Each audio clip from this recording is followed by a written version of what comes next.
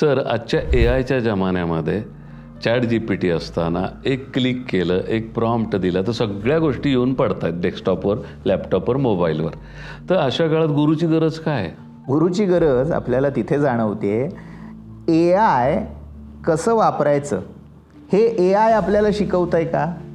तसं म्हटलं तर शिकवत आहे. अनेक लोक AIलाच विचारतात की बाबा हे आता कसं वापरू, पण तेही जेव्हा हाताबाहेर जातं त्या योग्य पद्धतीने उत्तरं येत नाहीत किंवा आपल्याला करावी समजत नाही. लागते. मग तेव्हा ट्रेनिंग प्रोग्राम लावावे लागतात.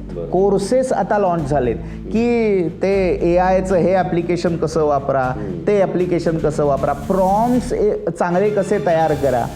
म्हणजे हे सगळं करायला तुम्हाला ट्रेनिंग कोणाकडे तरी घ्यावं लागतं.